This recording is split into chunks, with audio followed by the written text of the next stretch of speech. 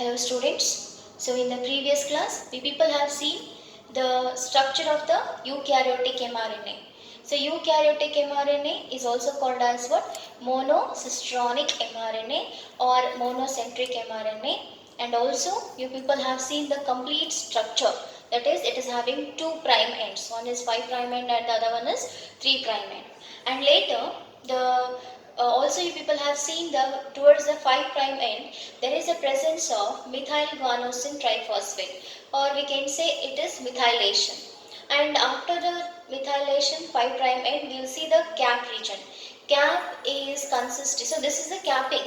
Towards the 5 prime end there is a presence of the capping region, that is 5 methyl guanosine triphosphate, and after the capping, that is cap region, we are going to see the leader sequence. Leader sequence is consisting of nearly 10 to 100 nucleotides, and it is untranslated region, we will say. Okay. And next to leader sequence, we will see the initiator codon. Initiator codon is nothing but the process which is going to start. Okay, the codon which is going to start the process. The codon which is going to start the process is called as what? Initiator codon. Especially AUG will be acting as an initiator codon. Then after the initiator codon, we are going to see the region called as coding range. Coding range is also called as exons. What are exons here? They are the coding range. Okay, what are exons here? Coding range. Define exon for 1 mark question. Coding sequence is called as what? Exon. Later, after the exon, we are going to see the non-coding region. Non-coding region, after the coding range, we will see the terminator codons. Terminator codons are those codons which are stopping the process of the protein synthesis. The codons which are stopping the process of protein synthesis are called as terminator codons. Next to terminator codons, we are going to see the non-coding region. Non-coding region is also called as introns. What non-coding region is also called? It is also called as introns, whereas after the non-coding region, we will say the tailing process. What we will see? That is the tailing process. Tailing is nothing but there is an addition of the polyadenylate. Okay, there is an addition of what? Polyadenylate. Okay, so this capping, tailing we have seen in the previous class also. One more term we have seen in the previous class. What is that? Splicing we will see. Okay, what we have seen in the previous class? Splicing. Splicing means the removal of the removal of the introns. What is the meaning of splicing here? Removal of the introns and joining of exons. The process of removal of introns and joining of exons is called as splicing by the agent called as spliceosomes. What we are going to see? By the agent called as spliceosomes. Understood? So this was the structure of the yesterday's class, that is eukaryotic mRNA. Now in the today's class we will see the prokaryotic mRNA, or it is also called as what? Polycentric mRNA or polycistronic mRNA. What we are going to see in the today's class? Actually we have to see the structure of tRNA, then we have to see the structure of rRNA. Before going to the structure of tRNA and rRNA, we have to see structure of polycistronic mRNA or structure of prokaryotic mRNA. What we have to see? Structure of prokaryotic mRNA. Okay. Now, structure of prokaryotic mRNA says that this prokaryotic mRNA is also called as polycentric mRNA or polycistronic mRNA. Prokaryotic mRNA is also called as polycentric mRNA, or it is also called as polycistronic mRNA. What do we call? Polycistronic mRNA. Polycentric mRNA or polycistronic mRNA. Why do we call like that? Because here the 20 amino acids, all the amino acids are used for, all the amino acids are used for protein synthesis at a time. Okay, are used for protein synthesis at a time. Okay, at a time we are going to see that there is an usage of all the amino acids for the protein synthesis. Normally students, normally all the amino acid means what? In the cytoplasm, there is a presence of 20 amino acids. Okay. In the cytoplasm, how many amino acids are present? There is a presence of 20 amino acids. In the cytoplasm, how many amino acids are present? There is a presence of 20 amino acids. Now, these 20 amino acids are utilized for the synthesis of protein, are utilized for the synthesis. They are utilized for the synthesis of protein. The 20 amino acids which are present in the cytoplasm are used for the synthesis of the proteins. Okay, so that is why we will say the structure of prokaryotic mRNA as the polycentric mRNA or polycistronic mRNA. Structure of prokaryotic mRNA are said as what? Polycentric mRNA or polycistronic mRNA. And this prokaryotic mRNA characteristic features, if we see, okay, if we see the characteristic features, what happens? It is a thread-shaped structure. The prokaryotic mRNA structure is thread-like structure. Okay, it is just like a thread. Okay, thread-like structure, and it is shorter lifespan. It is having a shorter lifespan. Having a shorter lifespan. Okay, shorter lifespan. Okay, these are the characteristic features of the prokaryotic mRNA. So it is not so much important for the theory concern, but for the need concern you have to know here. So polycentric mRNA is prokaryotic mRNA is also called as polycentric mRNA, or it is also called as polycistronic mRNA. Prokaryotic mRNA is also called as polycentric mRNA or polycistronic mRNA. Poly means many. Okay, what is the meaning of poly here? Many. So many amino acids are taken for the synthesis of the proteins. Here so many amino acids means some number should be there now. So what is that number? That is 20 amino acids. Usually in the cytoplasm there is a presence of 20 amino acids. In the cytoplasm, what is present? There is a presence of 20 amino acids for the synthesis of the proteins. Understood? Now, other characteristic features of the prokaryotic mRNA is it is the thread-like structure. The prokaryotic mRNA is the thread-like structure like this. Okay, it is the thread-like structure and it is having a shorter lifespan. What it is having? It is having a shorter lifespan. Hope so you have understood now. So these are the two types of mRNA what we have seen till now. In the yesterday's class, we people have seen the structure of the eukaryotic mRNA, which is very important for 3 marks. Okay. In the today's class, we people have seen the structure of the prokaryotic mRNA, which is not so much important, but you have to keep this point in your mind. You have to remember this structure. Okay. What is that? A prokaryotic mRNA is also called as polycentric mRNA, or it is also called as polycistronic mRNA. Why? Because it is coding all the amino acids at a time for the process of protein synthesis. Then, next point is, it is a thread-like structure. Okay, the prokaryotic mRNA is a thread-like structure. Then, the third point is, it is having a shorter lifespan.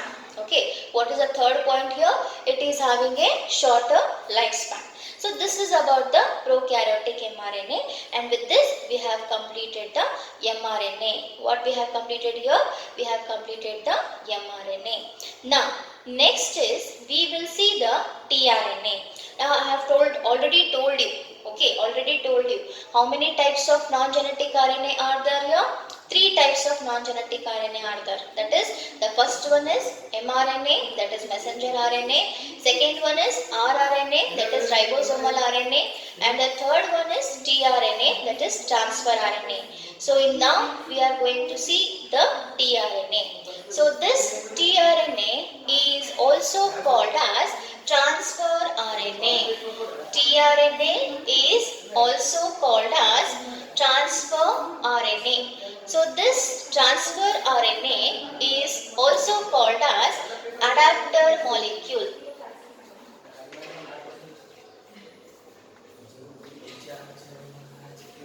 Transfer RNA is also called as adapter molecule.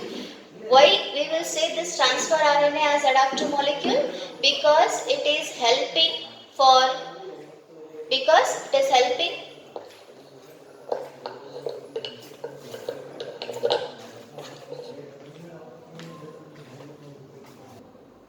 well, we were seeing the structure of the tRNA. So tRNA is also called as transfer RNA. What tRNA is also called? tRNA is also called as transfer RNA. Why this tRNA is also called as transfer RNA? Because it is also that is, it is carrying the amino acids from the cytoplasm to the site of protein synthesis. In the cytoplasm, there is a presence of amino acids, 20 amino acids, as I already told you. So those amino acids from the cytoplasm, they are taken and they are sent it or they are transferred wherever the protein synthesis is going to occur. So that is why we will say the tRNA as the transfer RNA. Hope so you have understood why it is called as transfer RNA. So tRNA is also called as transfer RNA because it is helping for transferring the amino acid from the cytoplasm to the site of protein synthesis. Next, so this tRNA is also called as adapter molecule. tRNA is also called as adapter molecule. Adapter means taking. Okay, what is the meaning of adapter? Adapter means taking. So why do we say this tRNA as adapter molecule? Because once again it is adapting the amino acid. It is carrying the amino acid, or we can say that it is taking the amino acid from the cytoplasm to the site of protein synthesis. What it is doing? It is taking the amino acid from the cytoplasm to the site of protein synthesis. That is why we are going to say that the tRNA is also called as what? Adapter molecule. Hope so you have understood why the tRNA is also called as adapter molecule, because it is taking the amino acid from the cytoplasm to the site of protein synthesis. And this tRNA structure, for the first time, it has been observed in the organism called as yeast. In the yeast, the tRNA structure has been observed while taking the amino acid called as alanine. Amino acid the name is alanine. Alanine is the name of the amino acid. Alanine is the name of the amino acid where it is observed in the yeast structure. In the yeast, what is going to happen? In the yeast, while the protein synthesis is going to occur, at that time, what is going to happen? One structure, which is a thread-like structure, it is carrying the amino acid called as alanine. Alanine is the amino acid which is present in the yeast. And at the time of carrying the amino acid to the site of protein synthesis, that is first time observed by the scientist called as Mulholland, Hoagland and Paul Zemechny. Mulholland, Hoagland and Paul, P-A-U-L it is, and Zemechny, Z-E-M-E-C-K-N-I-C-K, Zemechny. Okay, these are the first scientists. These were the first scientists who has observed the tRNA structure in the yeast organism. Later, the complete structure of the tRNA was studied by Robert Holy and Corana Nirenberg. Corana Nirenberg. Robert Holy and Corana Nirenberg are the scientists. These are the scientists who has studied the structure of the tRNA in detail. Okay, first time who has observed? Mulholland, Hoagland and the Paul Zemechnik has observed the tRNA in the yeast organism. Later, the scientist called as Robert Holy and Corana Nirenberg has been studied in detail the structure of the tRNA. Okay, now we will see the characteristic features of the tRNA. What we are going to see now? The characteristic features of the tRNA. So what are the characteristic features of the tRNA saying here? First of all, the other name of tRNA is the transfer RNA. What is the other name of tRNA here? Transfer RNA. It is also called as adapter molecule. What the tRNA is also called? Adapter molecule. Okay. Then the other name of the tRNA, that is other name of tRNA is adapter molecule, or it is also called as clover leaf model. It is also called as what? Clover leaf model. Why it is called as clover leaf model? Because of the presence of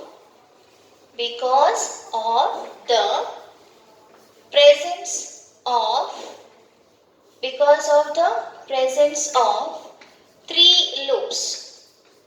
Because of the presence of three loops. Okay. So since there is a presence of three loops in the tRNA, it is called as clover leaf model. Understood?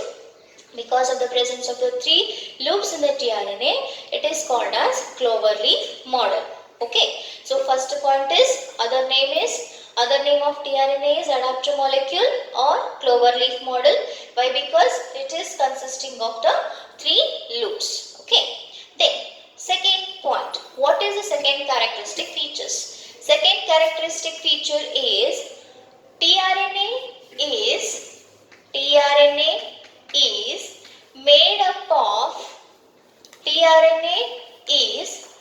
of 73 to 93 nucleotides.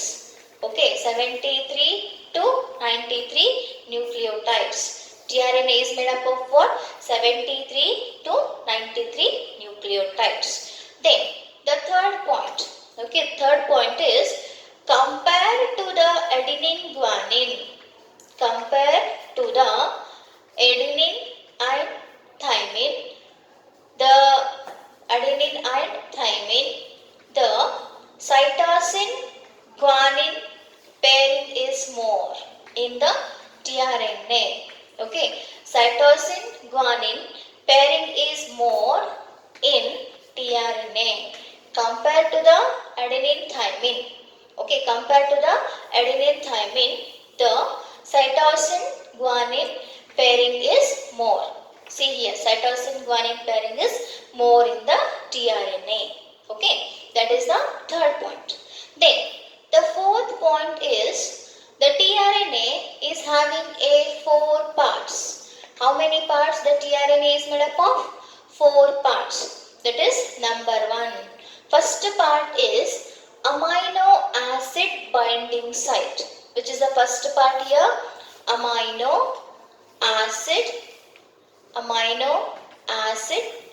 binding site. Amino acid binding site. What it will do? It will bind the amino acid chain. Okay, it will bind the amino acids. It will bind the amino acids for the formation of polypeptide chain. For the formation of polypeptide chain. Okay, so amino acid binding site. It is the first part. It is the first part where it is helping for joining the amino acid for the polypeptide chain. What it is doing? It is helping for joining the amino acid for the polypeptide chain. It is consisting of three bases, unequal bases we will say. It is consisting of three bases, that is CCA. Okay, that is CCA, and two prime ends are present. How many prime ends are present? Two prime ends are present. Two prime ends are present. That is 3 prime end and 5 prime end. Okay, that is 3 prime end and 5 prime end. This is the first part. Okay, this is the first part what we are going to see in the tRNA structure, that is amino acid binding site.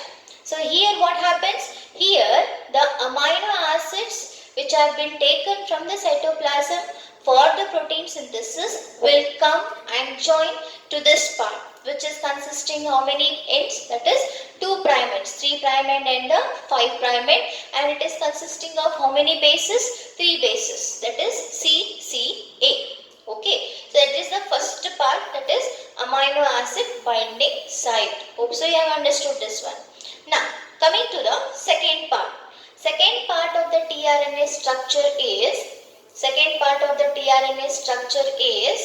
the one loop which is present near to the variable arm, that is called as this loop, T psi C loop. Second part is T psi C loop. Okay, which is the second part here? T psi C loop. It is also called as it is also called as ribosomal binding site loop. It is also called as ribosomal binding site loop or pseudo-iridine loop. What do we call? It is also called as pseudo-iridine loop. Okay, it is also called as pseudo-iridine loop, which is helping for the binding of the ribosome. Okay, the T psi C loop is also called as ribosomal binding site loop. It is going to help the ribosomes. Okay, it is going to help for joining the ribosomes. So it is also called as pseudo-iridine loop. What it is also called? It is also called as pseudo-iridine loop. Okay. Then the third part, that is DHU loop. What is the third part here? DHU loop. So DHU loop is also called as amino acid binding site loop. Amino acid binding site loop. See, at the time of tRNA, at the time of protein synthesis, when the tRNA is bringing the amino acid, it has to enter. So this is the region where it is going to help for the entering of the amino acids. Okay, so this is the region where it is helping for the entering of the amino acid or the tRNA structure for the protein synthesis. So it is also called as dihydroxyuridine loop. DHU loop is the DHU loop is the dihydroxyuridine loop, or it is also called as amino acid binding site loop.